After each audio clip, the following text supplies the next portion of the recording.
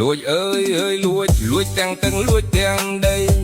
លួចទាំងវប្បធម៌ហូបអាហារប្រពៃណីលួចបំលងលុះខ្សែគឺប្រទេសថៃនេះហើយលួចបន្លំថាជារបស់ខ្លួនវាមែនតែនហើយលួចអើយអើយលួចទាំងទឹកលួចទាំងដី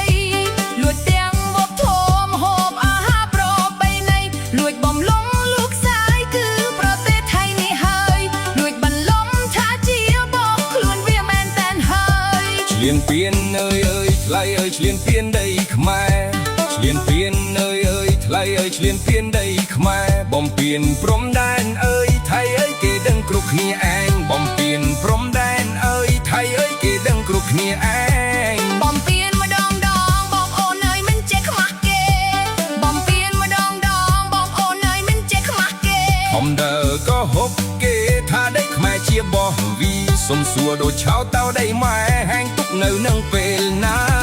ខ្លាញ់អើយអើយខ្លាញ់ថ្លៃអើយខ្លាញ់អើយអើយខ្លាញ់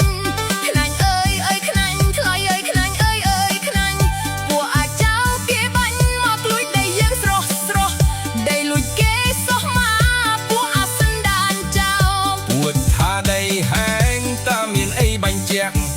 បើដីហែងមែនយកផុសដតាំងមកឲ្យតែខ្មែរស្នេហាការពារដីលែងឲ្យបាត់ឲ្យតែខ្មែរស្នេហាការពារដីលែងឲ្យបាត់បើកូនខ្មែរសាមគ្គីទៅណាគេដឹងថាខ្មែរខ្លាំងបើកូនខ្មែរសាមគ្គីទៅណាគេដឹងថាខ្មែរខ្លាំង